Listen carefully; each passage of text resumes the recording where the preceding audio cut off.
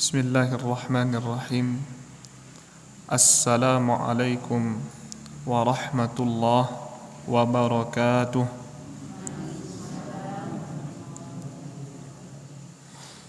Alhamdulillahi ala ihsanihi wa syukru lahu ala taufiqihi wa amtinanihi. Ashhadu an la ilaha illallah wahdahu la syarika lah ta'ziman li sya'nih wa ashhadu anna Muhammadan abduhu wa rasuluh ad-da'i ila ridwanih sallallahu alaihi wa ala alihi wa ashabihi wa man sara ala nahjihi wa tamassaka bisunnatihi ila yaumiddin wa sallama tasliman katsira, amma ba'du. Jamaah kaum muslimin dan kaum muslimat, a'azzani Allah wa iyyakum, bapak-bapak serta ibu-ibu yang dirahmati dan dimuliakan oleh Allah Subhanahu wa ta'ala. Marilah kita mengucapkan puja dan syukur kita kepada Allah Subhanahu wa ta'ala atas limpahan rahmat yang telah Allah berikan kepada kita, atas karunia yang banyak yang telah Allah turunkan kepada kita, yang kalaulah Allah Subhanahu wa ta'ala tidak menurunkan hidayah kepada kita, rasanya sulit bagi kita untuk melaksanakan ibadah kepada Allah, mendekatkan diri kita kepada Allah. Maka hidayah adalah sesuatu yang berharga, yang patut kita syukuri, terutama ketika Allah berikan kepada kita hidayah Islam, hidayah iman, hidayah sunnah, dan Allah mudahkan untuk kita mempelajari ayat-ayat Allah dan sunnah-sunnah An-Nabi alaihi salatu wassalam. Maka sudah sepantasnya bagi setiap kaum muslimin, kaum muslimat, orang-orang yang beriman kepada Allah, senantiasa berzikir kepada Allah, mengucapkan rasa syukur kepada Allah karena segala nikmat yang beliau dapatkan, rasakan, nikmati, semuanya datang dari Allah Subhanahu wa ta'ala. Kemudian kita tak lupa senantiasa untuk bersalawat kepada Nabi alaihi salatu wassalam, karena Nabi alaihi salatu wassalam telah menunaikan amanah, menyampaikan risalah Allah, sehingga kita hari ini bisa mengenal mana yang baik, mana yang buruk, sehingga kita hari ini mampu menjalani kehidupan di atas petunjuk dan pedoman dari Allah Subhanahu wa ta'ala. Maka ini merupakan nikmat terbesar yang Allah berikan kepada kita. Maka kita bersyukur Allah utus seorang Nabi, kemudian mengajarkan kepada umat hidayah, petunjuk, sehingga mereka diselamatkan oleh Allah di dunia dan di akhirat kelak. Kaum muslimin dan kaum muslimat, bapak dan ibu yang dirahmati dan dimuliakan oleh Allah Subhanahu wa ta'ala. Pada pertemuan kali ini kita masih membahas sebuah buku yang berjudul Keutamaan Islam. Kita telah lama memeluk agama Islam, akan tetapi sebagian di antara kita banyak yang belum mengetahui akan agungnya agama Islam. apa saja konsekuensi seseorang yang memeluk agama Islam? Apakah Islamnya hanya sebuah nama saja? Apakah Islamnya sebuah identitas saja? Apakah ada konsekuensi yang harus mereka jalani? Maka kita bahas di dalam tulisan singkat ini yang berjudul Keutamaan Islam. Mudah-mudahan Allah Subhanahu wa ta'ala memantapkan hati kita di atas ajaran agama Islam, bahwa agama Islam adalah agama yang paling sempurna. Mudah-mudahan Allah Subhanahu wa ta'ala memberikan kita taufik dan hidayahnya. Kita telah sampai ke pembahasan keutamaan Islam, satu ucapan dari seorang sahabat radhiyallahu taala anhu yang bernama Abu Darda. Satu riwayat terakhir sebelum kita masuk ke pembahasan yang baru. Kita baca terlebih dahulu dari tulisannya, dari bukunya, kemudian kita jelaskan faedah-faedahnya. Silakan siapa yang mau membaca, baik dari bapak-bapak atau dari ibu-ibu, silakan. Halaman berapa? Halaman berapa? Coba minjam bukunya. Halaman 10.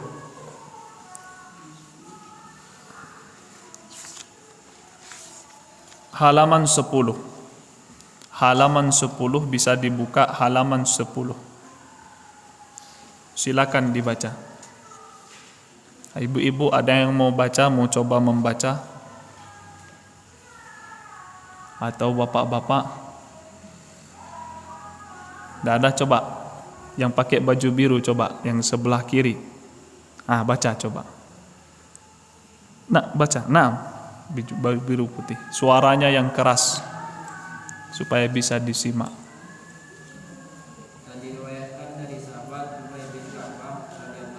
Yang bawah, halaman 10. Halaman 10 yang bawah. An Abi Darda. Halaman 10 yang paling bawah, Ibu. Ada bahasa Arabnya, An Abi Darda. Bisa baca Arabnya? Yuk dicoba.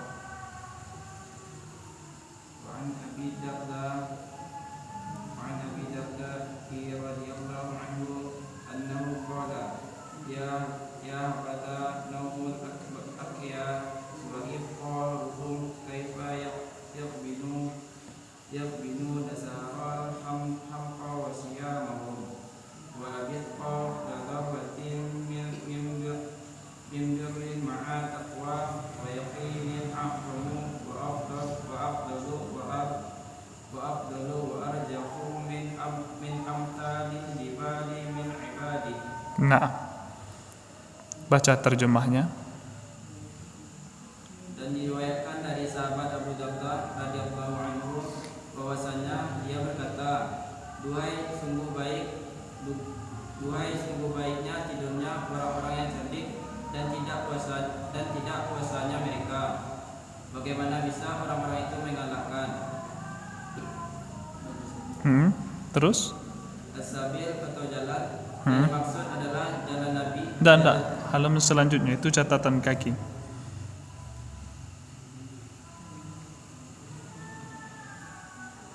Bergadangnya orang yang dulu dan puasanya mereka. Sungguh satu zarah kebaikan disertai ketakwaan dan keyakinan itu lebih agung, lebih utama dan lebih berat dari permisalan beberapa gunung ibadahnya orang-orang yang tertipu. Kaum muslimin dan kaum muslimat, bapak dan ibu yang dirahmati dan dimuliakan oleh Allah Subhanahu wa ta'ala. Setelah kita membaca riwayat dari Abi Darda, seorang sahabat Nabi sallallahu alaihi wasallam, beliau berkata, perhatikan wahai ibu dan bapak, ini riwayat yang begitu agung. Riwayat yang seharusnya menjadi pelajaran untuk kita semua, bagi bapak dan ibu. Apa kata Abu Darda? Perhatikan bapak dan ibu. Kata beliau, ya habbadha naumal akyasi wa iftarahum. Aduhai, sungguh indahnya, kata Abu Darda. Apa yang indah wahai bapak dan ibu yang dirahmati dan dimuliakan oleh Allah Subhanahu wa ta'ala? Sungguh indah tidurnya orang-orang yang cerdik dan berbukanya orang-orang yang cerdik. Apa maksudnya bapak dan ibu? Ada kaum muslimin yang mereka tidur tapi memiliki keutamaan yang tinggi di sisi Allah Subhanahu wa ta'ala. Ada orang-orang yang tidak berpuasa tapi memiliki keutamaan di sisi Allah Subhanahu wa ta'ala.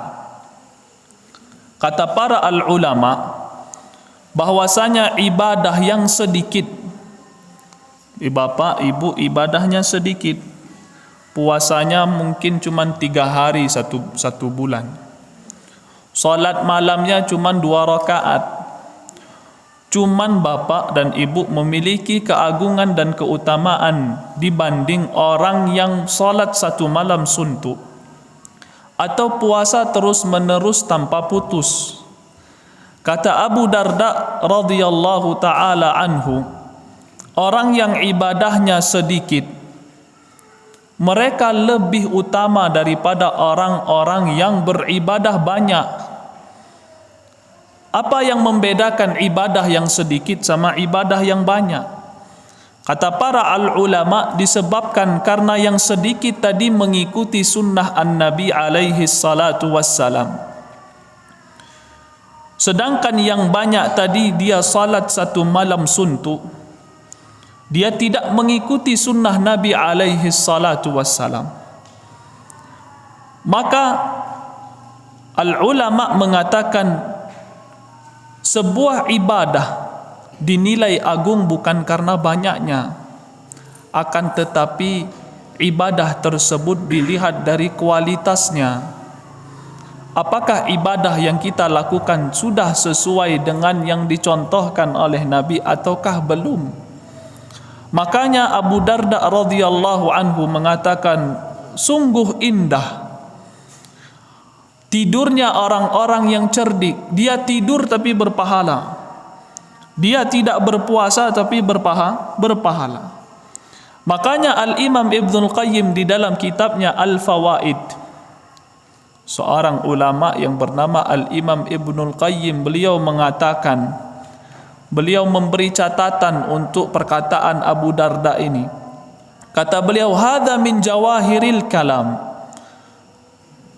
Kata beliau, riwayat dari Abu Darda ini, perkataan Abu Darda ini merupakan perkataan emas, perkataan mutiara. Sungguh indahnya tidurnya orang-orang cerdik dan berbukanya orang-orang cerdik. Kata Al-Imam Ibnul Qayyim, ini merupakan kata-kata mutiara. Wa adallahu ala fiqhis sahabah, dan menunjukkan akan pemahaman para sahabat. Jadi yang afdal itu bukan banyaknya, Pak. Yang afdal itu bukan dia tak tidur 1 malam suntuk. Nanti kita sebutkan ada 3 orang datang kepada Nabi. Ternyata 3 orang ini dikatakan oleh Nabi, siapa yang membenci sunnahku bukan bagian dariku. Padahal 3-tiganya ingin beribadah lebih banyak dari ibadahnya Nabi alaihi salatu wassalam. Nanti kita sebutkan hadisnya. Menunjukkan pemahaman Abu Darda radhiyallahu anhu akan hadis Nabi alaihi salatu wassalam, wa taqaddumuhum ala man ba'dahum fi kulli khair. Dan perkataan Abu Darda tadi menunjukkan bahwasanya para sahabat itu lebih dahulu, lebih terdepan di dalam sebuah kebaikan-kebaikan. Maka ini perkataan yang agung, Ibu. Diingat-ingat di dalam hati perkataan Abu Darda radhiyallahu ta'ala anhu. Kata Abu Darda radhiyallahu ta'ala anhu, sungguh indah tidurnya orang-orang cerdik dan berbukanya orang-orang cerdik. kaifa yughbanuna sahral hamqa wa saumahum. Bagaimana tertipunya orang-orang yang bergadang, orang-orang dungu yang bergadang. Kita dapati wahai bapak dan ibu, di tengah masyarakat ada yang solat malam, satu malam suntuk tidak tidur. Satu malam tak tidur dia. Selesai solat isya dia laksanakan solat malam sampai pukul 3 sampai pukul 4. Saya saksikan sendiri. Satu keluarga kita seperti itu. Mereka berpuasa terus menerus. Kata Abu Darda, bagaimana tertipunya puasanya orang-orang dungu dan solatnya orang-orang dungu yang bergadang di malam hari. Kenapa? Kalau seandainya seseorang mengikuti sunnah An-Nabi alaihi salatu wassalam di dalam solat malam, bagaimana Nabi solat malam? Tidur di awal malam. Sudah solat isya, Nabi itu langsung tidur. Kemudian bangun di akhir malam, sepertiga malam paling kurang. Kemudian dia laksanakan salat. Adapun kita temui wahai bapak dan ibu, dia salat dari awal malam sampai jam 3 badan sudah letih capek. Yang dia tinggalkan adalah salat subuh. Padahal kata Nabi alaihi salatu wassalam, siapa yang salat bersama imam di malam hari salat isya dan salat subuh bersama imam salat berjamaah, kata Nabi alaihi salatu wassalam, bagaikan salat satu malam suntuk. Maka tertipulah orang-orang yang tidak mengikuti sunnah An-Nabi alaihi salatu wassalam. Maka beramal itu jangan dilihat banyaknya, Pak. Jangan dilihat kuantitasnya. Maka perhatikanlah apakah amalan saya ini sudah sesuai dengan apa yang telah dicontohkan oleh Nabi alaihi salatu wassalam. Maka para al-ulama mengatakan tidak seluruh amalan manusia itu diridai, Pak. Kalau bapak melihat ada satu orang sedang solat satu malam suntuk dari awal malam sampai akhir malam, bukan berarti amalan yang dia lakukan adalah amalan yang dia ridai. Perhatikan, seluruh amalan manusia bukan berarti mereka amalan yang dia lakukan adalah amalan yang diridai. Lantas bagaimana amalan yang diridai? Amalan diridai ketika amalan bapa dan ibu telah berpijak di atas Al-Quran dan sunnah. Sebuah riwayat Nabi alaihi salatu wassalam dari Anas bin Malik radhiyallahu anhu. Perhatikan riwayatnya. Ja'a thalathatu rahtin ila buyuti azwajin Nabi alaihi salatu wassalam. Datang 3 orang pemuda, 3 orang atau lebih, ke rumahnya Nabi, ke rumahnya istri-istri Nabi alaihi salatu wassalam. Jadi ada 3 orang penasaran tentang ibadahnya Nabi. Bagaimana Nabi itu beribadah? Kita masih berbicara tentang riwayat Abu Darda. Bagaimana bisa solat yang sedikit, puasa yang sedikit mengalahkan solat yang banyak dan puasa yang banyak. 3 orang datang ke rumah Nabi alaihi salatu wassalam, ingin bertanya bagaimana ibadahnya Nabi alaihi salatu wassalam. Kemudian dijawablah oleh istri-istri Nabi alaihi salatu wassalam bagaimana ibadahnya Nabi alaihi salatu wassalam. Kemudian falamma akhbaru ka'annahum taqalluha. Ketika mereka dikabarkan ukhbiru, 3 orang tadi dikasih tahu bagaimana ibadahnya Nabi alaihi salatu wassalam, 3 orang ini seolah-olah menganggap ibadah Nabi itu sedikit, tak banyak. Bayangkan, 3 orang ini menganggap ibadah Nabi itu sedikit, tak banyak. Qalu wa aina nahnu minan nabiyyi alaihi salatu wassalam. Mereka mengatakan, di mana kedudukan kita dari kedudukan Nabi? Nabi ibadahnya sedikit wajar. Kenapa? faqad ghufira lahu ma taqaddama min dhanbihi wa ma ta'akhkhar. Nabi alaihi salatu wassalam telah diampuni dosanya yang lalu dan yang akan datang. Wajar saja ibadahnya sedikit. Nah, saya bukan seseorang yang diampuni dosanya yang telah lalu dan yang akan datang, kata sahabat tadi. Maka mereka menganggap ibadah Nabi ini sedikit untuk kami. Tak layak rasanya kami hanya beribadah cuma di akhir malam saja. Seharusnya kami ibadah satu malam suntuk, puasanya tak putus-putus setiap hari puasa, kata para sahabat. Maka lantas satu di antara mereka mengatakan, amma ana fa inni usalli laila abada. Sesungguhnya saya, kata seorang sahabat, saya akan salat satu malam suntuk tak putus-putus. Satu malam saya akan salat sampai subuh, dan tak ada hari saya libur untuk salat malam. Kemudian sahabat yang kedua mengatakan, ana asumud dahra wala uftir. Sedangkan saya akan puasa setiap hari tanpa berbuka. Tak ada satu hari dia berbuka. Setiap hari berpuasa, Senin puasa, Selasa puasa, Kamis puasa, dan seterusnya. Satu sahabat lagi mengatakan, ana a'tazilun nisa fala atazawwaju abada. Saya akan menjauhi wanita, karena kalau seandainya saya menikah akan melalaikan diri saya dari ibadah. Sulit rasanya saya akan beribadah kalau ada keluarga, saya harus bekerja, mencari biaya-biaya nafkah untuk anak dan istri, mengurus anak dan istri. Saya lalai dari salat, saya lalai dari puasa, saya lalai dari membaca Al-Quran, kata satu sahabat. Saya akan menjauhi yang namanya wanita dan tidak akan pernah menikah. 3 orang tadi melihat bahwasanya ibadah Nabi ini rasanya tak cukup untuk kami. Kami harus lebih banyak lagi ibadah. Perhatikan, mereka ingin melakukan sebuah ibadah yang tidak dicontohkan oleh Nabi alaihi salatu wassalam.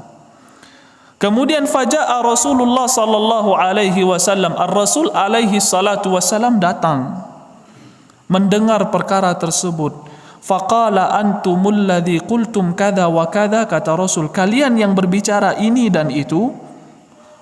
Salat malam tak putus-putus, puasa tak putus-putus, kemudian tidak menikahi seorang perempuan.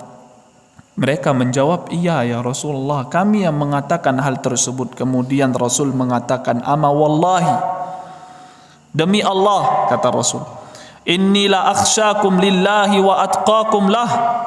Saya adalah manusia yang paling takut kepada Allah. Siapa? Ar-Rasul. Kalian khawatir ibadah yang saya lakukan sedikit, tak cukup untuk kalian, padahal saya adalah orang paling bertakwa, kata Ar-Rasul alaihi salatu wassalam. Dan saya orang yang paling takut dan bertakwa kepada Allah subhanahu wa ta'ala, yang takut akan azab Allah subhanahu wa ta'ala. Walakinni asumu wa uftir, akan tetapi saya puasa dan saya juga berbuka. Paling kurang puasa Daud, 1 berpuasa, 1 berbuka, 1 berpuasa, 1 berbuka.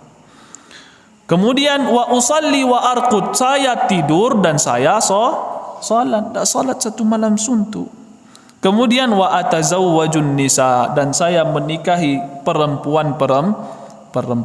Kemudian Nabi alaihi salatu wassalam, faman raghiba an sunnati falaysa minni, siapa yang membenci sunnahku maka dia bukanlah bagian dari umatku.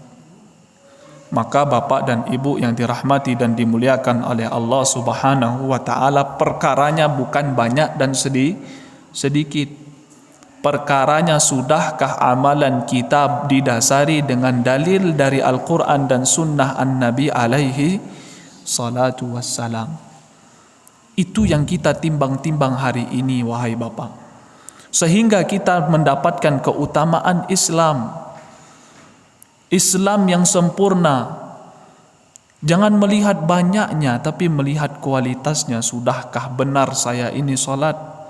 Sudahkah benar tata cara yang telah saya lakukan? Itu yang kita pikirkan sekarang. Kemudian para al-ulama mengatakan bukan perkaranya banyak dan sedikit. Kenapa? Ada sebuah hadis yang ingin kita sampaikan. Amalan itu bukan berarti banyak, berarti afdal. Karena ada sebuah hadis menjelaskan yang diriwayatkan oleh Al-Imam Bukhari. Hadis ini dari Abi Sa'id Al-Khudri radhiyallahu anhu. Bainama nahnu inda Rasulillah sallallahu alaihi wasallam wa huwa yaqsimu qasma. Satu ketika kami bersama Rasul, yang mana Rasul ketika itu membagi harta rampasan perang. Satu ketika kami sedang bersama Rasul, dan Rasul ketika itu membagi harta rampasan perang. Atahu dzul khuwaisirah. Datang kepada Nabi seseorang yang bernama Dzu al-Khuwaisirah.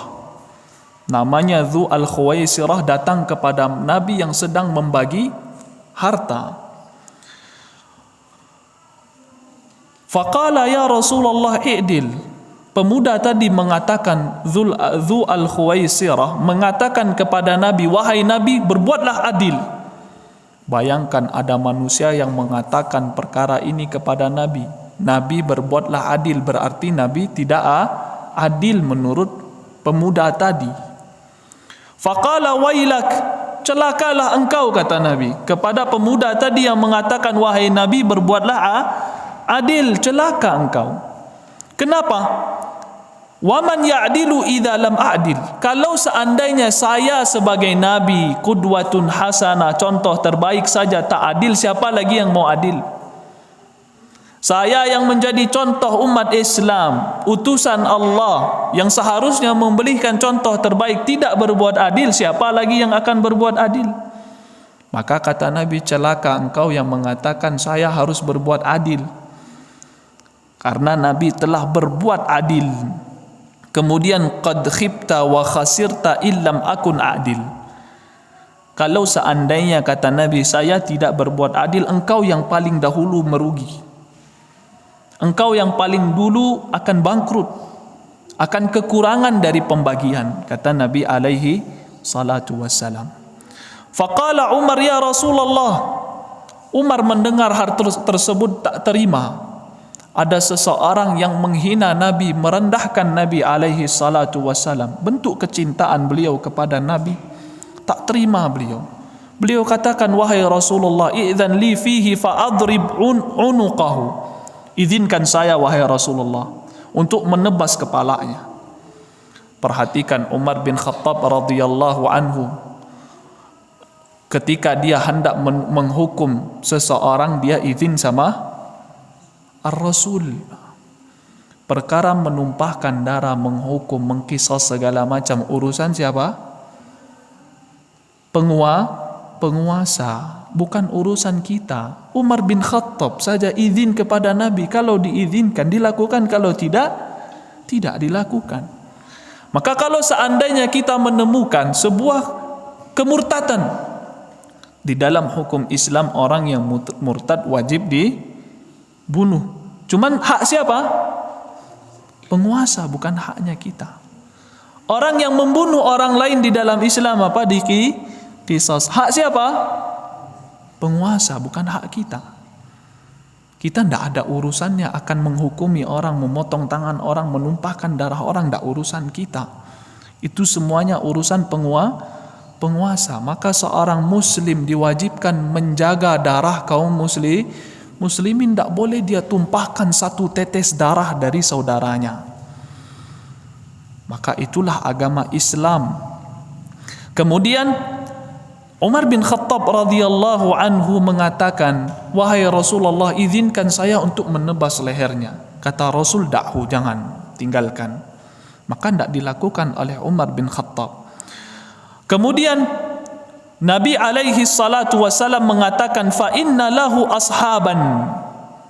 Bahwasanya orang ini yang mengatakan berbuat adillah wahai Rasul, dia punya sahabat-sahabat, teman-teman.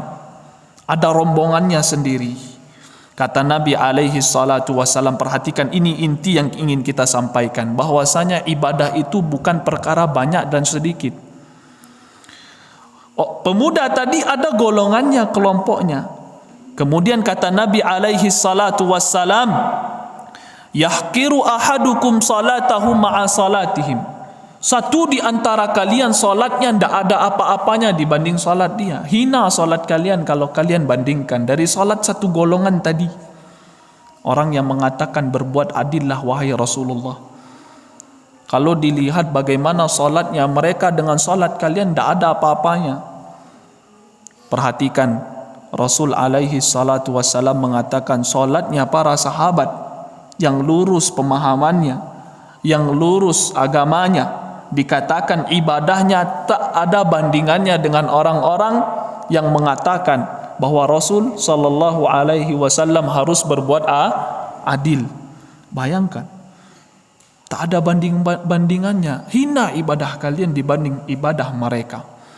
Kemudian Nabi alaihi salatu wassalam mengatakan wasiyamahu ma'asiyamihi, dan puasa satu di antara kalian tidak ada apa-apanya dibanding puasa mereka. Kemudian yaqra'unal qur'ana la yujawizu taraqiyahum, mereka membaca Al-Qur'an. Mereka membaca Al-Qur'an. Siapa mereka di sini? Yang mengatakan bahwa Nabi SAW harus berbuat adil. Mereka baca Quran pula, Pak, pakai Al-Quran pula. Dia tahu Al-Quran, tapi kata Nabi alaihi salatu wassalam, akan tetapi bacaan mereka tak pernah sampai di kerongkongan mereka. Maksudnya apa? Tak pernah faham. Selalu gagal faham. Maka ada di umat ini yang membaca Al-Quran tapi gagal faham banyak. Kenapa gagal faham Ustadz? Karena tidak pernah mereka membaca pemahaman para sahabat. Kelirunya di sana. Kalau seandainya mereka kembali kepada sahabat, bagaimana sahabat memahami Al-Quran, insya Allah selamat. Kemudian Nabi alaihi salatu wassalam, yamruquna minad dini kama yamruqus sahmu minar ramiyah. Mereka keluar dari agama bagaikan anak panah yang keluar dari busurnya. Kalau anak panah keluar dari busur, mungkin kembali, Pak? Tak mungkin kembali, kok keluar jauh dia. Seperti itulah orang-orang yang disebut sebagai Al-Khawarij. Apa itu Khawarij, Ustadz? Saya baru dengar. Khawarij itu adalah sekelompok manusia yang memiliki pemahaman yang terlalu kolot, terlalu keras, terlalu khawatir di dalam agama. Kalau sederhananya orang-orang yang suka bom sana bom sini, itulah Khawarij. Yang mudah untuk membunuh kaum muslimin, itulah Khawarij. Yang mudah untuk memberontak kepada penguasa, itulah Khawarij. Menggulingkan penguasa, mengkudeta penguasa, itulah Khawarij. Mereka keluar dari agama bagaikan anak panah yang keluar dari busurnya. Bagaimana ibadahnya orang-orang Khawarij tadi? Banyak ibadahnya, tapi bukan jaminan mereka Islamnya bagus. Makanya Abu Darda radhiyallahu anhu mengatakan, ya habbadha naumal akyasi wa siyamahum. Sungguh indah salatnya orang-orang yang cerdik dan puasanya orang-orang yang cerdik. Sedikit salatnya, puasanya sedikit, tapi sesuai dengan sunnah. Intinya di sana, sesuai dengan sunnah Nabi alaihi assalatu wassalam. Kemudian di sini dijelaskan, kata beliau, wa mithqalu dzarratin min birrin wa taqwa wa yaqin. Sebesar buah zarrah, sedikit amalan kita, akan tetapi dengan dengan kebaikan, dengan takwa, dengan keyakinan, dengan keikhlasan mengikuti sunnah Nabi SAW, sedikit amalan kita. Mithqala dzarrah, mithqal itu, zarrah itu apa bahasa kitanya? Pokoknya hal yang paling kecil lah, sedikit kali amalan kita, tidak banyak, Pak, sedikit. Tapi diiringi dengan ketakwaan dan keyakinan kepada Allah Subhanahu wa taala, a'zamu wa afdalu wa arjah. Lebih afdal, lebih agung, lebih tinggi, padahal sama saja tiga-tiganya. Tapi penulis ini menekankan, Abu Darda menekankan, ibadah yang sedikit sebesar buah zarrah, sebesar biji zarrah, itu lebih afdal daripada orang yang tertipu beribadah sebesar gunung. Kenapa? Ibadah mereka akan Allah hapuskan karena tidak sesuai dengan apa yang disyariatkan oleh Allah Subhanahu wa ta'ala. Maka riwayat Abu Darda ini mengajarkan kepada kita bahwa keutamaan Islam adalah seseorang mendapatkan kelipatan pahala. Kelipatan sedikit cuman, tapi mengalahkan orang-orang yang banyak ibadahnya, asalkan Islamnya benar. Asalkan Islamnya benar, maka perlu kita untuk mempelajari kembali agama Islam. Perlu kita mendengar kembali kajian-kajian, tausiah-tausiah, ceramah-ceramah tentang Islam, agar amalan kita itu benar. Biar sedikit, tapi keutamaannya lebih dari orang yang beribadah begitu banyak. Kemudian Bapak dan Ibu yang dirahmati dan dimuliakan oleh Allah Subhanahu wa ta'ala, kemudian penulis masuk ke pembahasan yang kedua. Setelah kita memahami akan keutamaan Islam yang sangat luar biasa, agama Islam agama yang sempurna. Kita sebutkan kemarin ada keutamaan bahwasanya orang-orang Islam mendapatkan dua bagian. Masih ingat Bapak dan Ibu? Di antaranya bahwasanya orang-orang agama Islam ini dibandingkan agamanya Ahlul Kitab seperti apa? Siapa yang tahu? Ada hadiah, buku ini hadiah. Ada hadiah. Siapa yang masih ingat? Bahwasanya Nabi alaihi salatu wassalam memberikan perumpamaan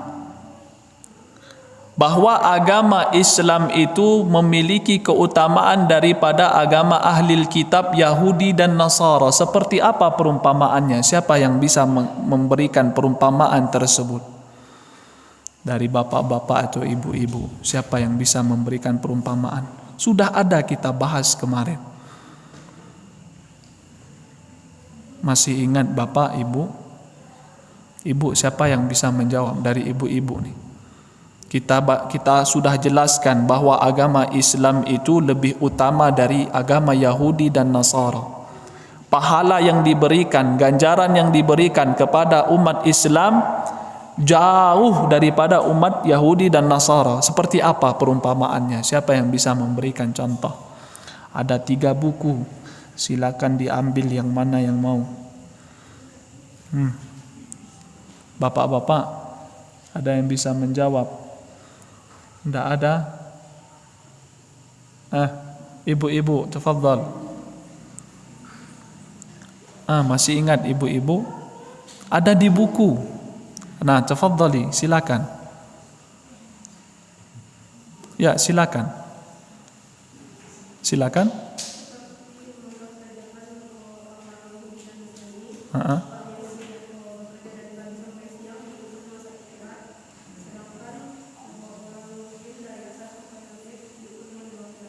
Naam. Sahih. Kalau orang Yahudi, beliau bekerja dari pagi sampai siang, upahnya 1 kirat. Kerjanya lama, cuman upahnya cuman 1 kirat. Anggap saja 1 kirat itu, kata para ulama, ada yang bilang sebesar gunung Uhud. Upahlah, nilai upah. Kalau orang Nasara, mereka kerjanya dari ba'da zuhur sampai ba'da asar, sampai asar, upahnya 1 kirat, lebih sedikit waktunya, upahnya sama. Tapi orang Muslim dari waktu asar sampai waktu maghrib lebih pendek waktunya, upahnya 2 kali lipat. Luar biasa agama Islam, lebih utama daripada agama-agama yang lain. Silakan nanti dibagikan. Maka itulah keutamaan agama Islam. Masih banyak lagi yang setelah kita pelajari dari keutamaan agama Islam. Kemudian Bapak dan Ibu yang dirahmati dan dimuliakan oleh Allah, kita kembali ke bukunya halaman 11 atau 12. pembahasan baru. Setelah kita mengetahui akan keutamaan Islam, lantas apa yang kami lakukan, Ustaz? Apa yang harus kami kerjakan setelah kami memahami akan keutamaan Islam yang begitu agung? Kata para al-ulama, babu wujubil Islam, wajibnya seseorang hamba masuk ke dalam agama Islam. Wajib semuanya masuk ke dalam ajaran agama Islam. Bukan sunnah, bukan pilihan. Agama Islam bukan pilihan, akan tetapi wajib. Kenapa orang yang tidak memeluk agama Islam akan Allah kekalkan di dalam neraka? Yang tidak boleh itu memaksa orang masuk agama Islam. Tapi mereka wajib untuk untuk masuk ke dalam agama Islam. Para al-ulama mengatakan, masuk ke dalam agama Islam yang dimaksud itu bukan masuk setengah-setengah. Ini yang kita pelajari, Pak dan Ibu.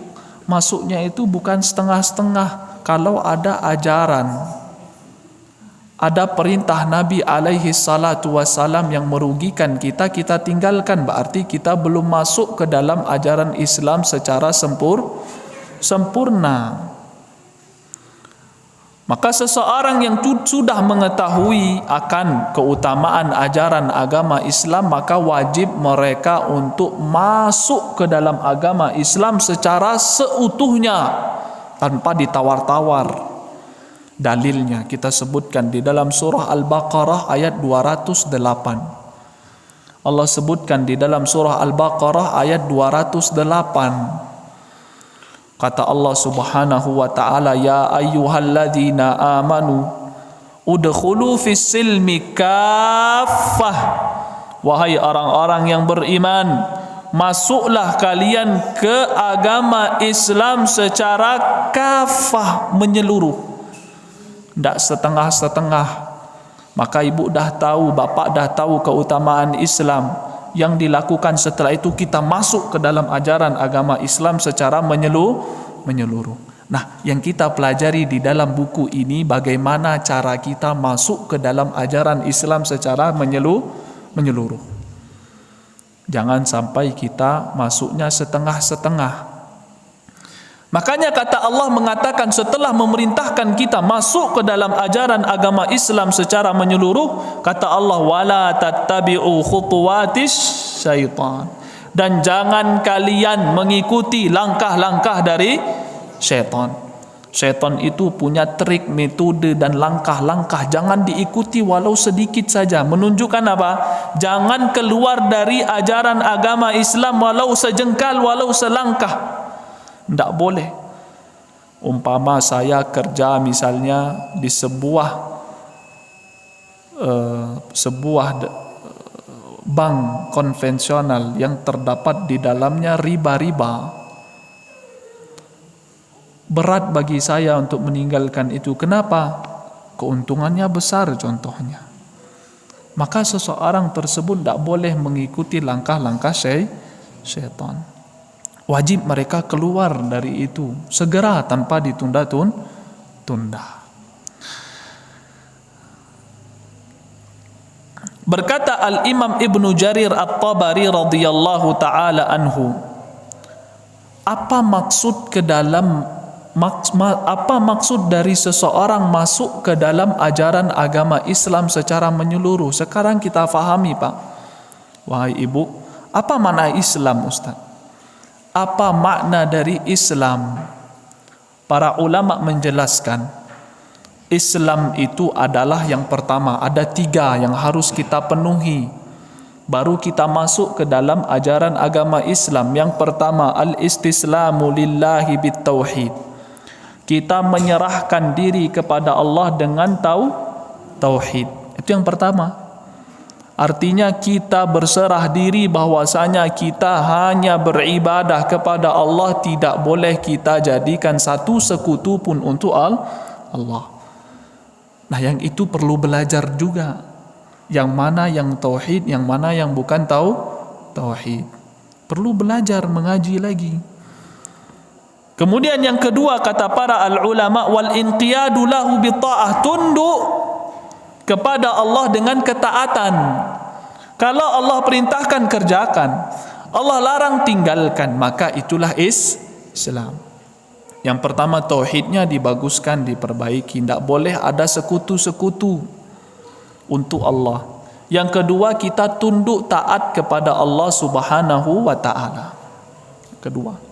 Yang ketiga, kata para al-ulama, yaitu Ibnu Jarir At-Tabari di dalam tafsirnya, wal bara'atu minasyirki wal ahli. Kita berlepas diri dari yang namanya kesyirikan. Apa kesyirikan? Menyamakan haknya Allah dengan haknya makhluk.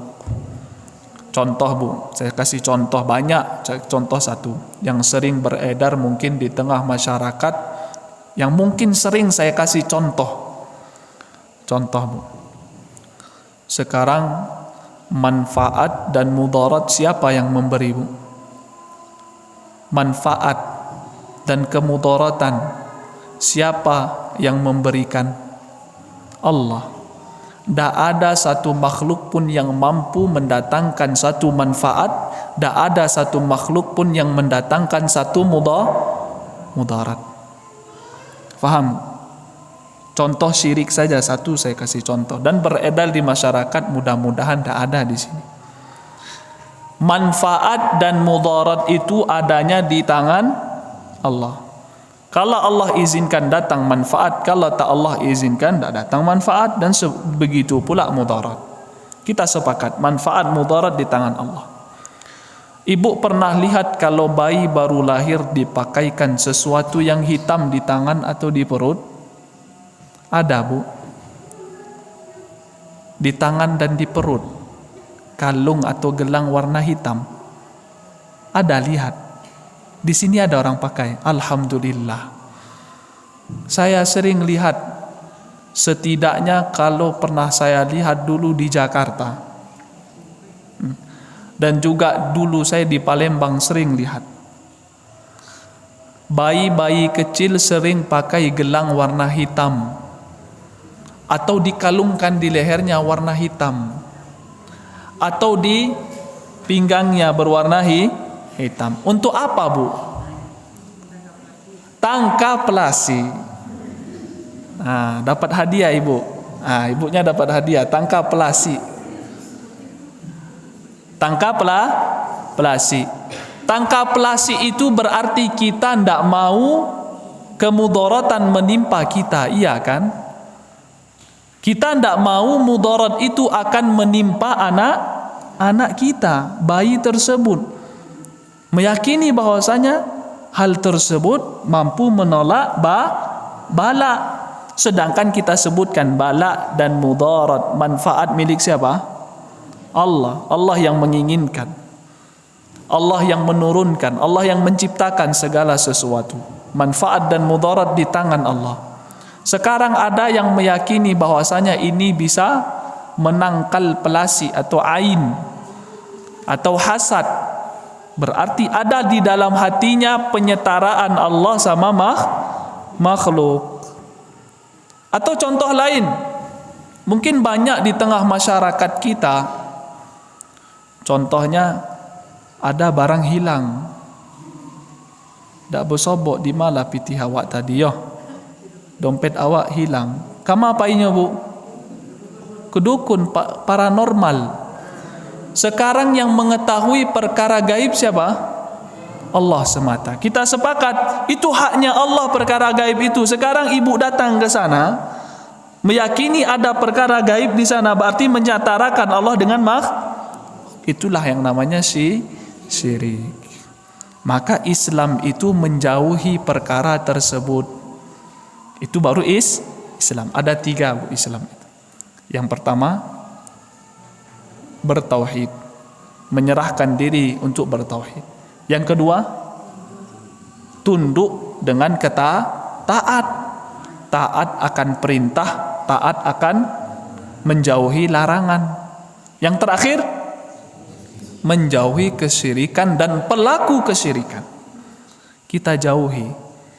Tapi menjauhi pelaku kesyirikan ini kita jauhi, tidak ikut-ikut. Dan kita diwajibkan untuk menyampaikan supaya dia keluar dari kesyirikan tersebut. Bukan berarti kita biarkanlah dia masuk neraka, enggak. Kita tetap mengajak mereka agar keluar dari keburukan. Maka itulah Islam.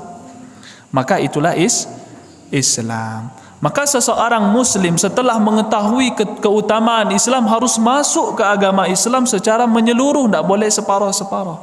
Syaratnya 3 tadi.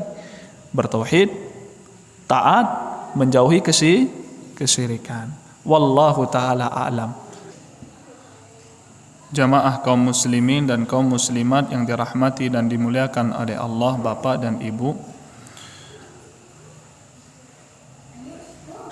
Penulis mengatakan bahwa kita wajib untuk masuk ke dalam ajaran agama Islam secara menyeluruh. Kemudian beliau menjelaskan kenapa kita harus masuk ke ajaran agama Islam. Apa sebabnya? Beliau menjelaskan firman Allah Subhanahu wa taala, "Wa may yabtaghi ghairal islami dinan falan yuqbala min."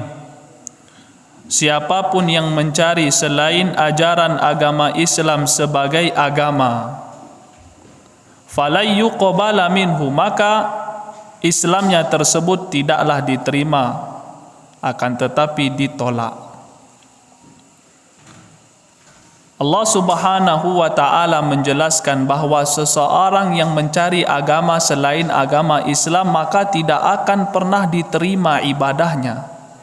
Maka daripada itu kita wajib untuk masuk ke dalam ajaran agama Islam secara menyeluruh. Allah Subhanahu wa taala berfirman di dalam ayat yang lain, ditegaskan lagi, "Am lahum syuraka?" Apakah mereka memiliki sekutu-sekutu? Syara'u lahum minad dini ma lam ya'dzam bihillah, yang mereka mensyariatkan di dalam agama yang tidak pernah Allah izinkan.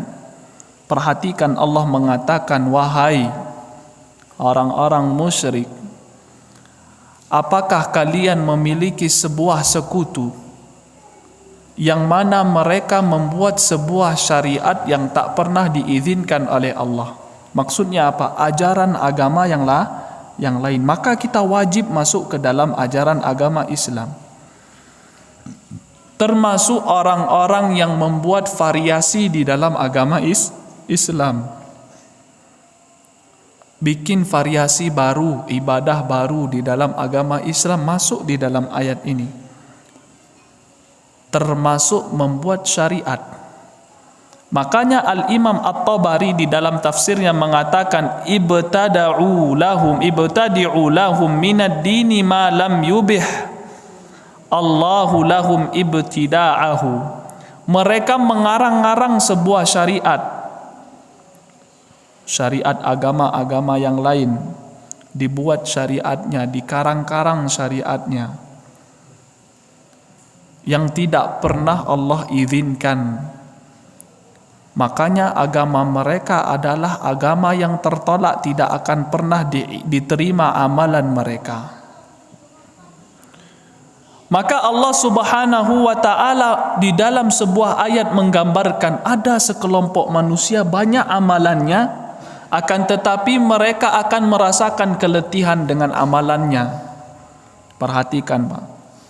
Banyak di antara manusia, termasuk orang-orang Islam sendiri, kaum muslimin sendiri, banyak amalannya, banyak beramal, cuman amalannya membuat mereka letih, capek, tidak ada balasannya. Kenapa? Allah jelaskan, amilatun nasibah. Mereka beramal tapi letih, capek, tidak ada gunanya. Tasla naran hamiyah. Mereka dimasukkan oleh Allah ke dalam neraka yang hamiyah, membara-bara. Kenapa? Kata Al-Imam Ibnu Katsir, qad amilat amalan katsira. Mereka telah beramal dengan amalan yang banyak. Fanasabat fihi, letih mereka dengan amalan mereka, pada akhirnya tidak diterima oleh Allah Subhanahu wa taala. Bisa jadi dua. Bisa jadi tidak ikhlas, maksudnya bukan Islam, atau tidak ikhlas maksudnya riya. tak diterima. Kita banyak solat tapi riak, percuma. Capek kita solat siang dan malam. Atau kemungkinan kedua, dia beramal dengan amalan yang banyak tapi dia buat-buat sendiri, tak sesuai dengan sunnah An-Nabi alaihi salatu wassalam. Maka sia-sia pula ibadahnya. Maka harus ada dua hal ini agar kita tak letih di dalam beribadah. Maka kata Allah Subhanahu wa ta'ala,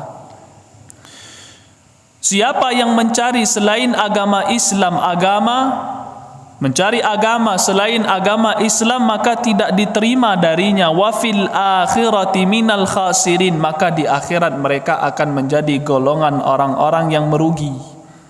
Kita tutup dengan pembahasan ini, Pak. 10 menit, 5 menit lagi insyaallah. Di sini kata para ulama suatu peringatan, perhatian. Kata Allah, mereka di akhirat akan menjadi orang-orang yang rugi. Kata para ulama bahwasanya seorang hamba hendaknya beramal dengan tujuan akhirat. Kenapa? Karena di ayat ini disebutkan wafil akhirah, sedangkan mereka bukan di dunia ruginya tapi di akhirat. Berarti apa kata para ulama? Mengingatkan untuk kita bahwa amalan yang kita inginkan untuk akhirat. Karena Allah Subhanahu wa ta'ala mengatakan, wa man aradal akhirata wa sa'alaha sa'yaha wa huwa mu'min fa ulaika kana sa'yuhu mashkura. Di dalam surah Al-Isra, bahwasanya seseorang yang menginginkan sebuah kehidupan akhirat dari amalannya dan beliau berusaha untuk akhiratnya, kemudian dia beriman kepada Allah, dia harus iman Islam, kemudian faulaika kana sa'yuhu mashkura, maka amalan mereka itulah yang akan diganjar oleh Allah, dibalas oleh Allah, amalan yang akan menunai pahalanya, menunai balasannya nanti di sisi Allah Subhanahu wa ta'ala. Adapun orang-orang yang beramal untuk dunia, maka kata Allah Subhanahu wa ta'ala adalah amalan yang tercela. Jadi amalan kita tujuannya akhirat. Jangan pernah pikirkan amalan kita untuk dunia. Ambo pai pengajian dek sagan dek apa tu mah. Sagan dek kawan ambunya pai, ambo dak pai. Ambo pai pengajian untuk mengisi waktu luang saja. Ambo pai pengajian kok dapat makanan, dapat minuman untuk dunia saja. Ambo rajin solat ke masjid, kok nampak dek orang tu dapat banyak, ambo biko bantuan misalnya. Maka bukan itu tujuan kita. Tujuan kita adalah akhirat. Karena kata Allah Subhanahu wa ta'ala, man kana yuridul hayatad dunya wa zinataha, siapa yang menginginkan kehidupan dunia dan perhiasannya, nuwaffi ilaihim a'malahum fiha, Allah akan cukupkan. Apa dan ibu ingin mendapatkan kehidupan dunia dan perhiasannya dari ibadah, Allah kasih, tidak Allah kurangi, Allah cukupkan. Wahum fiha la yubkhasun, mereka tidak akan dikurangi sedikit pun dari keinginan mereka. Bapak ibu beribadah, pengen sedekah 10.000, ingin dapatnya mobil misalnya, dunia saja, tak ada keinginan akhirat. Maka kata Allah Subhanahu wa ta'ala akan dicukupkan, akan diberi dunianya. Tapi kata Allah, ulaikal ladzina laisa lahum fil akhirati illa an-nar, mereka itu tidak akan mendapatkan apapun di akhirat kelak melainkan satu, apa? Neraka, yang hanya beramal untuk dunia. Wa habita ma sana'u fiha, dan gugurlah seluruh amalan yang telah dia perbuat di muka bumi, jadi capek saja. Maka di sini isyarat, wa may yabtaghi ghairal islami dina, siapa yang mencari agama selain Islam, fala yuqbala minhu, maka tidak diterima amalannya. Wa huwa fil akhirati minal khasirin, dan dia di akhirat, berarti amalan kita hanya untuk akhirat, bukan untuk dunia. Dan kita tutup dengan perkataan Ali bin Abi Thalib radhiyallahu anhu yang dikeluarkan oleh Al-Imam Ibnu Hajar Al-Asqalani. Ali bin Abi Thalib radhiyallahu anhu mengabarkan kepada kita, mengingatkan kepada kita, irtahalatid dunya mudbiratan, renungan untuk kita. Dunia ini berjalan membelakangi kita. Dunia ini berjalan membelakangi kita, ibarat sebelah kiri saya ini akhirat. Di sini dunia, sedangkan kita berada di sini. Kita berjalan menuju akhirat berarti membelakangi dunia. Kata Ali bin Abi Thalib, irtahalatid dunya mudbiratan. Dunia itu berjalan membelakangi kita. Membelakangi, tidak akan pernah kembali. Kita dulu umur 5 tahun, ada satu di antara kita yang mampu untuk mengembalikan 5 tahun tersebut. Umurnya 5 tahun, sudah membelakangi kita. Artinya tidak akan pernah kita gapai kembali yang telah berlalu dunia ini. Maka apa yang kita kejar dari dunia? Kemudian kata Ali bin Abi Thalib, wartahalatil akhirah muqbilatan. Sedangkan kehidupan akhirat, beliau berjalan menghadap kita. Kita berjalan menghadap akhirat. Yang kita lalai darinya, ternyata kita sedang menghadapi kehidupan tersebut. Bayangkan. Kemudian walikulli wahidatin minhuma banun. Dan setiap dua tempat tersebut, dunia dan akhirat, ada pengekornya, ada anak-anaknya, ada pemujanya. Ada pemuja dunia, ada pemuja akhirat. Ada anak dari dunia, ada anak dari akhirat. Kemudian beliau mengatakan, fakunu min abna'il akhirah, kata Ali bin Abi Thalib. Jadilah kalian sebagai anak-anak dari akhirat yang terus mencari kehidupan akhirat. Wala takunu min abna'id dunya, dan jangan pernah kalian jadi pengekor dunia, yang mencintai dunia, yang mencari dunia saja. Fa innal yauma amalun wala hisab. Hari ini adalah amal, tidak ada hisab. Kita tidak akan dihisab oleh Allah hari ini. Semuanya amal dan amal. Jangan pikirkan kapan saya akan diberi balasan dari amalan saya. Jangan pikirkan tersebut. Kenapa? Memang tidak ada hisab hari ini. Semuanya amal. Kemudian kata Ali bin Abi Thalib, wa ghadan hisabun wala amal. Besok di akhirat adalah hisab dan tidak ada yang namanya amal, terbalik. Maka tanamlah dari sekarang kehidupan akhirat tersebut dengan berpegang teguh kepada Islam. Masuklah ke dalam ajaran agama Islam secara menyeluruh, jangan setengah-setengah. Pelajari mana yang saya kerjakan, mana yang saya tinggalkan, mana yang namanya tauhid, mana yang namanya syirik, mana yang namanya ketaatan, mana yang namanya maksiat. Laksanakan. Jauhkan maksiat, laksanakan ketaatan. Tegakkan tauhid, jauhkan kesyirikan. Maka kita akan diselamatkan oleh Allah Subhanahu wa taala. Mungkin itu pelajaran kita pada hari ini. Yang pertama, bahwa Islam memiliki keutamaan yang begitu besar, tidak ada tandingannya. Yang kedua, kita harus masuk ke dalam ajaran agama Islam secara menyeluruh, tidak setengah-setengah. Bagaimana caranya? Ustadz kita pelajari insya-Allah di dalam buku yang sedang kita baca. Bagaimana seorang muslim masuk ke dalam ajaran Islam secara menyeluruh. Wallahu ta'ala a'lam. Terima kasih Bapak dan Ibu yang dirahmati dan dimuliakan oleh Allah. Mudah-mudahan Allah berikan kita taufik dan hidayahnya. Allah mantapkan hati kita dan Allah pertemukan kembali di pertemuan yang akan datang, dan Allah pertemukan kita di dalam surganya Allah Subhanahu wa ta'ala. Mohon maaf kalau ada kekurangan dan kesalahan. Kepada Allah saya mohon ampun. Saya akhiri dengan doa kafaratul majlis. Subhanakallahumma wa bihamdika, ashhadu an la ilaha illa anta, astaghfiruka wa atubu ilaik. Wa sallallahu ala nabiyina Muhammad wa ala alihi wa sahbihi wa sallam. Assalamualaikum warahmatullahi wabarakatuh.